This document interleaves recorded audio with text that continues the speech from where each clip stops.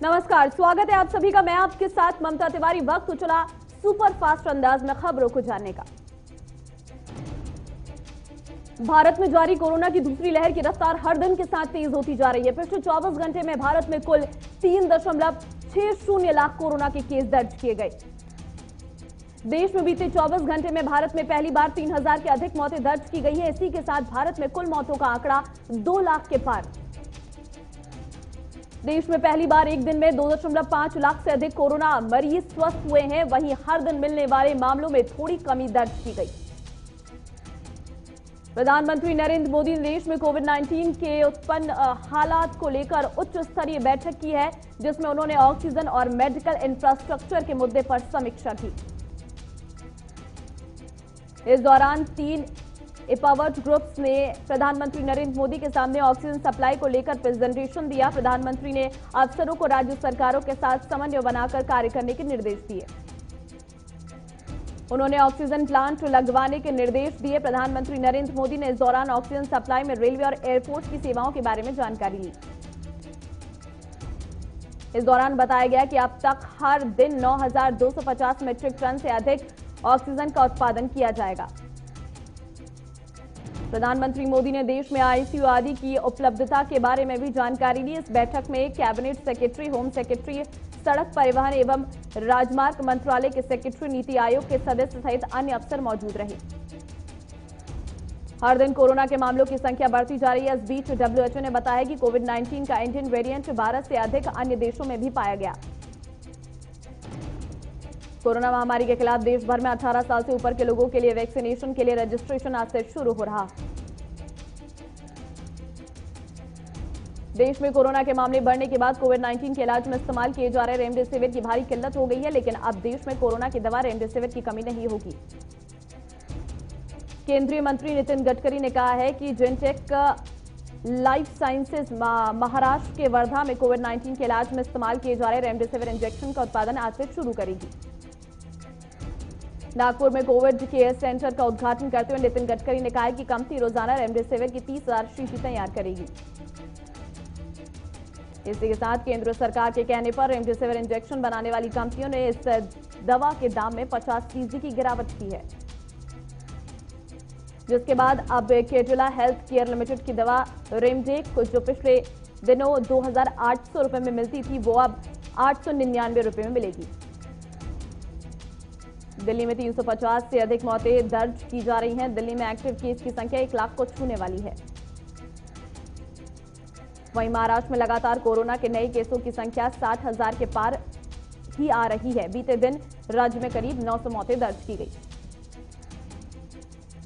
Corona संकट के बीच महाराष्ट्र के अस्पतालों में आग लगने की घटनाएं बढ़ गई हैं। अब ठाणे के प्राइम क्रिटिकेयर हॉस्पिटल में भीषण आग लगी। आग लगने के बाद आनन फानन मरीजों को दूसरे हॉस्पिटल में शिफ्ट किए जाने लगा। इस दौरान 4 मरीजों की मौत। ठाणे महानगर पालिका के एक अफसर ने बताया कि आज सुबह 3:40 पर ठाणे के मुंब्रा में प्राइम क्रिटिकेयर अस्पताल में आग लगी। असम समेत पूर्वोत्तर में भूकंप के बड़े झटके महसूस किए गए हैं। भूकंप की तीव्रता 6.7 मापी गई है। भूकंप का प्रभाव असम समेत उत्तर बंगाल में महसूस किया गया। असम के गुवाहाटी समेत पूर्वोत्तर में भूकंप का बड़ा झटका महसूस किया गया। 7:55 पर आए इस भूकंप की रिक्टर स्केल पर तीव्रता 6.4 मापी गई। राज्य के कुछ हिस्सों में भूकंप को लेकर असम के मुख्यमंत्री सोनोवाल से प्रधानमंत्री नरेंद्र मोदी ने बात की। केंद्र से हर संभव मदद का आश्वासन दिया। केरल सरकार ने जानकारी दी है कि राज्य में 510 मीट्रिक टन ऑक्सीजन उपलब्ध है। केरल में कोविड-19 मामलों के बढ़ने से लड़ाई में केरल तैयार है। राज्य के स्वास्थ्य मंत्री के शैलजा ने ऑक्सीजन की उपलब्धता सुनिश्चित करने के लिए एक विशेष उच्च स्तरीय बैठक की अध्यक्षता की। समाजवादी पार्टी के राष्ट्रीय अध्यक्ष अखिलेश यादव ने कोरोना मरीजों के लिए ऑक्सीजन की कमी को लेकर बीजेपी पर फिर निशाना साधा। अखिलेश यादव ने कहा कि सरकार अगर सियासत के लिए झूठ बोले तो जनता माफ कर सकती है, लेकिन अगर क्या किसी जिंदगी पर झूठ बनता है। अखिलेश यादव ने साथ ही कहा है कि जिस तरह उत्तर प्रदेश के लोग ऑक्सीजन के लिए दर दर भटक रहे हैं, वो बेहद दुखद है और उससे भी दुखद है बीजेपी सरकार सरेआम झूठ बोल रही है कि कहीं कोई कमी नहीं है। उत्तर प्रदेश समेत देश में विपक्ष के नेता लगातार कोरोना की स्थिति पर सरकार से सवाल कर रहे हैं। इस बीच पूर्व मुख्यमंत्री अखिलेश यादव भी लगातार सरकार को सवालों के घेरे में खड़े कर रहे हैं। उत्तर प्रदेश पंचायत चुनाव के दौरान चुनावी ड्यूटी पर तैनात 135 मौतों के मामले में इलाहाबाद हाईकोर्ट भी अब सख्त नजर आ रहा। पंचायत चुनाव से संबंधित ड्यूटी करने वाले 135 शिक्षकों, शिक्षा मित्रों और अनुदेशकों की मृत्यु के मामले में कोर्ट ने चुनाव आयोग से सवाल किया है कि आखिर आदेश के बावजूद कोरोना गाइडलाइंस का पालन क्यों नहीं किया गया। साथ ही कोर्ट ने पूछा है कि इस अनदेखी और इसके चलते हुई मौतों के लिए आयोग के अधिकारियों को जिम्मेदार मानकर आपराधिक मुकदमा क्यों नहीं चलाया गया। हरियाणा में कोरोना के तेजी से बढ़ते हुए संक्रमण को देखते हुए राज्य सरकार ने अब कड़े प्रतिबंध लगाने का फैसला किया है। सरकार की तरफ से जारी एक विज्ञप्ति में कहा गया है कि राज्य में गृह और स्वास्थ्य मंत्री अनिल विज ने कोरोना वायरस के बढ़ते खतरे को देखते हुए हरियाणा में धारा 144 लागू करने के आदेश दिए। अधिकारियों को कोरोना कंट्रोल करने के कोरोना गाइडलाइन का सख्ती से पालन करवाने को कहा गया। इसके साथ ही पेट्रोलिंग बढ़ाने के निर्देश दिए गए। कोरोना संक्रमण के लगातार बढ़ते मामलों को देखते हुए आज से दून अस्पताल की ओपीडी बंद कर दी गई है। फिलहाल अस्पताल में केवल कोविड मरीजों का ही उपचार होगा। हालांकि फ्लू मरीजों की ओपीडी कंटेनर में चलती रहेगी। कोरोना वायरस के तेजी से फैलते हुए संक्रमण को देखते हुए दिल्ली विश्वविद्यालय को 3 मई तक बंद करने का फैसला लिया गया। विश्वविद्यालय प्रशासन ने एक निर्देश जारी कर कहा है कि दिल्ली विश्वविद्यालय अब 3 मई तक बंद रहेगा। इस दौरान विश्वविद्यालय में होने वाली सभी शैक्षणिक गतिविधियां स्थगित कर दी गई हैं। मुंबई के बीकेसी वैक्सीनेशन सेंटर में वैक्सीन का स्टॉक खत्म हो गया, जिसके चलते टीका लगाने का काम बंद कर दिया गया। बिहार के सिवान में सदर अस्पताल की बिगड़ती व्यवस्था और डॉक्टरों की लापरवाही के कारण मरीज की मौत। बिहार के बनमखनी में 3 साल का युवक 9 दिन से लापता। परिजनों ने एफआईआर दर्ज कर पुलिस मामले की जांच कर रही। राजस्थान के करौली में अज्ञात बदमाशों ने सरपंच के पति को गोली मारकर हत्या कर दी। मौके पर पहुंची पुलिस मामले की जांच कर रही। राजस्थान के देचू में पुलिस और स्वास्थ्य विभाग ने गुप्त सूचना के आधार पर झोला छाप डॉक्टर को गिरफ्तार किया। झारखंड के मुख्यमंत्री हेमंत सोरेन ने अपने निजी आवासीय कार्यालय से हरा झंडा दिखाकर 4 लिक्विड मेडिकल ऑक्सीजन टैंकर को ऑनलाइन फ्लैग ऑफ कर जमशेदपुर से दिल्ली रवाना किया। राजस्थान के जोधपुर में पुलिस ने गश्त नाकाबंदी के दौरान बदमाश को अवैध देसी पिस्टल, 2 जिंदा कारतूस और बोलेरो कैंपर के साथ गिरफ्तार किया।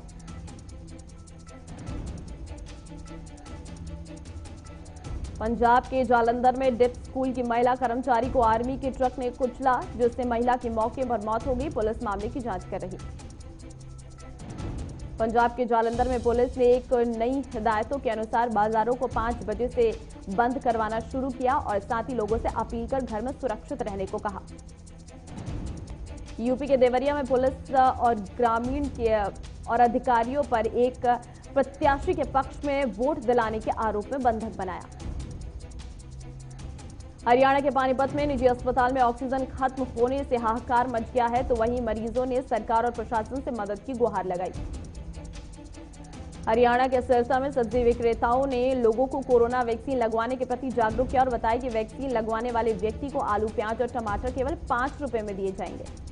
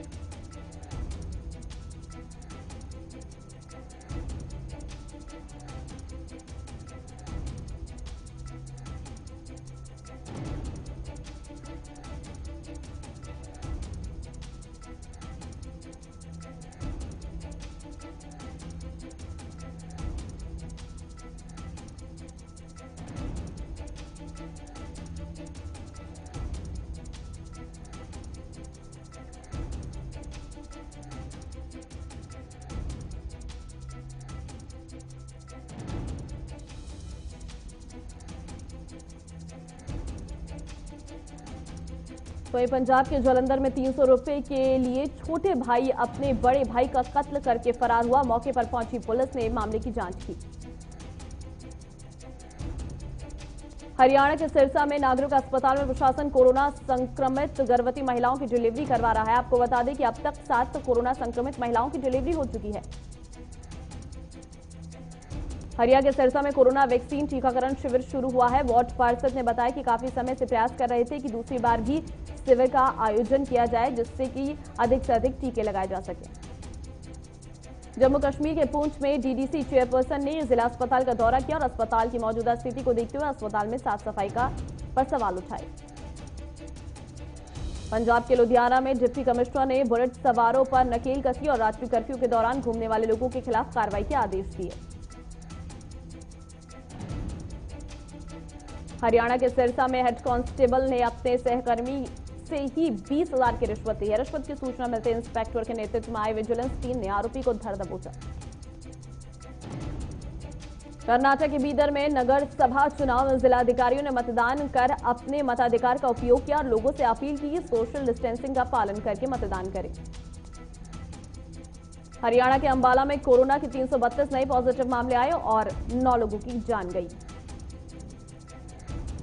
कर्नाटक के बेंगलुरु में केपीसीसी अध्यक्ष ने रणदीप सुरजेवाला और मल्लिकार्जुन खड़गे से वीडियो कॉन्फ्रेंसिंग के जरिए कोरोना के बिगड़ते हालातों पर बात की और रणदीप सुरजेवाला ने कांग्रेस नेताओं से महामारी में जनता के सहयोग देने के आदेश दिए। कर्नाटक के बेलगांव में सरेआम उड़ रही कोरोना गाइडलाइन की धज्जियां। आपको बता दें कि बाजारों में सोशल डिस्टेंसिंग का पालन नहीं हो रहा है और न ही लोगों ने मास्क लगाए। कर्नाटक में एनए मखदुम मेमोरियल 120 बेड्स के अस्पताल को लोकार्पण किया गया, जिससे कि ग्रामीण इलाकों के गरीबों को कोरोना महामारी से निजात मिल सके। हरियाणा के फरीदाबाद में विवाहिता ने पति की हैवानियत से तंग आकर फांसी लगाई। मौके पर पहुंची पुलिस। राजस्थान के बूंदी में बोलेरो और कार की जोरदार भिड़ंत हो गई, जिसमें बोलेरो चालक मौके से फरार हो गया। मौके पर पहुंची पुलिस। राजस्थान के कोटा में नाले के पास अज्ञात युवक का शव मिलने से इलाके में हड़कंप मच गया। कर्नाटक के सीएम ने आगामी 14 दिनों के लिए संपूर्ण लॉकडाउन की घोषणा की। इसमें जरूरी सेवाओं के लिए सिर्फ सुबह 6 बजे से 10 बजे तक छूट रहेगी। कर्नाटक के कोलेगाल में विधायक में मुख्यमंत्री के लॉकडाउन आदेश का स्वागत किया और वहीं विपक्षियों ने सरकार के गरीबों को पैकेज के रूप में आर्थिक सहायता की मांग की। झारखंड के पाकुड़ में 15 साल की युवती को बहला फुसलाकर भगा ले जाने का मामला सामने आया है। झारखंड के साहेबगंज में डीसी खुद पीपीई किट पहनकर अस्पताल का औचक निरीक्षण किया और जिलावासियों को संदेश दिया कि अस्पताल में 50 पाइपलाइन असोर्ड ऑक्सीजन से युक्त बेड लगाए जाएंगे। सेंसेक्स 122 अंक की बढ़त के साथ 49,066.64 पर खुला। निफ्टी 14,710.50 अंक पर खुला। पेट्रोल डीजल के दाम में आज भी कोई बदलाव नहीं हुआ। पेट्रोल का दाम 90 रुपये 40 पैसे जबकि डीजल का दाम 80 रुपये 74 पैसे है। देश में सोने की कीमतों में गिरावट देखी गई। बुधवार को सोने की कीमत 153 रुपये की कमी आई है। अब सोने की कीमत 47,150 रुपये प्रति 10 ग्राम हो गई है। लगातार बढ़ रही सोने की कीमत। शादियों के सीजन में सस्ता हुआ सोना, लोगों ने राहत की सांस ली। देश में सोने के साथ चांदी में भी गिरावट देखी गई। बुधवार को चांदी की कीमत 278 रुपये की कमी देखी गई। चांदी की कीमत 68,680 रुपये प्रति किलो हो गई। या सेल्टोस और सोनेट के फेसलिफ्ट वर्जन को भारत में अगले महीने लॉन्च किया जाएगा। नए लोगों के साथ मिलेंगे खास बदलाव।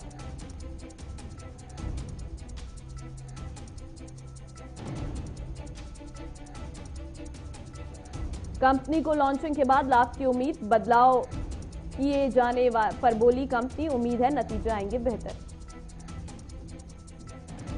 दुनिया के 2 सबसे अमीर शख्स जेफ बेजोस और एलन मस्क चंद्रमा पर जाने की लड़ाई लड़ रहे हैं। असल में ये मामला 22,000 करोड़ रुपए के उस कॉन्ट्रैक्ट को लेकर है जिसे अमेरिकी अंतरिक्ष एजेंसी नासा ने मस्क की कंपनी स्पेस एक्स को दिया है। चांद पर पहुंचने की लड़ाई मास्क ने दी, बेजोस की कंपनी ने 50 पन्नों में विरुद्ध दर्ज कराया तो मस्क बोले रहने दो, ये आपके बस की बात नहीं। दुनिया में कोरोना महामारी का कहर थमता नहीं दिख रहा है। दुनिया में एक दिन के दौरान 10,000 से अधिक लोगों की मौत। दुनिया भर में एक दिन में कोरोना के 7 लाख से अधिक कोरोना पॉजिटिव केस आए गए। वहीं दुनिया में कोरोना के मामले 14,75,33,000 से अधिक हो गए। अमेरिका ने एक अहम फैसला लिया है। अमेरिका में सीडीसी ने कहा है कि ऐसे लोग जिन्होंने वैक्सीन का पूरा डोज नहीं लिया है वो घर के बाहर बिना मास्क के निकल सकेंगे। अमेरिका में बिना मास्क के लोग छोटे ग्रुप्स में ही मिल सकेंगे, उन्हें भीड़ नहीं जुटाने दी जाएगी। इसको लेकर अमेरिकी सरकार ने गाइडलाइन जारी की है। इससे पहले इजराइल ने भी इसी तरह का कदम उठाया था। वहां भी कुछ नियमों के साथ बिना मास्क के घर से निकलने की मंजूरी दी जा चुकी है। चीन ने कोरोना स्थिति से निपटने के लिए एशिया के कुछ देशों के विदेश मंत्रियों की बैठक का आयोजन किया है। इस बैठक में पाकिस्तान, अफगानिस्तान और बांग्लादेश को आमंत्रित किया।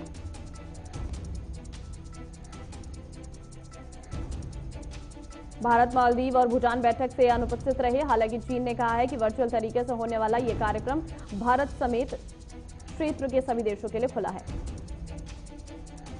इंडोनेशिया में एक महिला मास्क की जगह चेहरे पर पेंट कर प्रशासन और अपने आसपास के लोगों को मूर्ख बना रही थी, लेकिन उसे चेहरे पर मास्क न पहनने की वजह से पासपोर्ट जब्त कर लिया गया।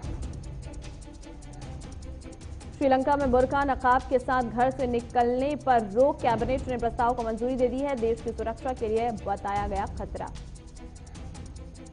श्रीलंका के मंत्रिमंडल ने सार्वजनिक स्थलों पर सभी प्रकार के चेहरे के नकाब को राष्ट्रीय सुरक्षा के लिए खतरा होने का हवाला देते हुए प्रतिबंध लगाने के प्रस्ताव को मंजूरी दे दी है। डांस दीवाने के 4th एपिसोड में माधुरी दीक्षित नजर नहीं आएंगी क्योंकि कोरोना के चलते शो बेंगलुरु शिफ्ट हो गया है। अब उनकी जगह 2 दिग्गज स्टार नोरा फतेही और सोनू सूद नजर आएंगे। कोरोना महामारी में लोगों के लिए मसीहा बनकर उभरे अभिनेता सोनू सूद अभी भी लोगों की हर संभव मदद कर रही हैं। सोनू सूद ने अब फ्री कोविड हेल्प लॉन्च किया है जिससे आप घर बैठे कोरोना जांच करा सकेंगे। बॉलीवुड की दिग्गज अभिनेत्री किरण खेर ने लोगों की मदद के लिए अपने हाथ आगे बढ़ाए हैं। उन्होंने कोरोना पीड़ितों के इलाज के लिए 1 करोड़ रुपए दान दिए हैं। कपिल शर्मा शो में नजर आने वाली मशहूर कॉमेडियन सुगंधा मिश्रा और संकेत 26 अप्रैल को शादी के बंधन में बंध गई हैं। अब पहली बार सुगंधा ने दुल्हन के जोड़े में तस्वीर पोस्ट की है।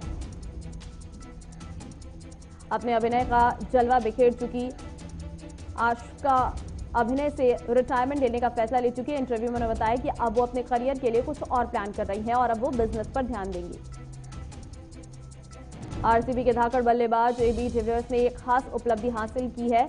उन्होंने अब तक सबसे तेज 5,000 आईपीएल रन सबसे कम गेंदों में बनाए हैं। कोरोना महामारी से जूझ रहे भारतीयों की मदद के लिए एक और ऑस्ट्रेलियाई क्रिकेटर सामने आए हैं। पूर्व तेज गेंदबाज ब्रेट ली ने भारत के अस्पतालों में ऑक्सीजन की सप्लाई के लिए 1 बिटकॉइन डोनेट किया है। आज चेन्नई सुपर किंग्स और सनराइजर हैदराबाद के बीच मुकाबला दिल्ली में खेला जाएगा। आईपीएल के सीजन का यह पहला मैच दिल्ली में होगा। भारत में कोरोना के बढ़ते मामलों पर पूरे विश्व ही नहीं बल्कि अंतर्राष्ट्रीय क्रिकेट परिषद की भी नजर है। इस साल अक्टूबर-नवंबर में भारत में T20 विश्व कप होना है। ऐसे में आईसीसी ने कोरोना को देखते हुए पहले ही बैकअप प्लान के तहत यूएई को स्टैंड बाय पर रखा था। बीसीसीआई ने कोरोना वैक्सीन लगाने का फैसला क्रिकेटरों पर छोड़ा। 1 मई से 18 साल से ऊपर वालों को लगना है टीका।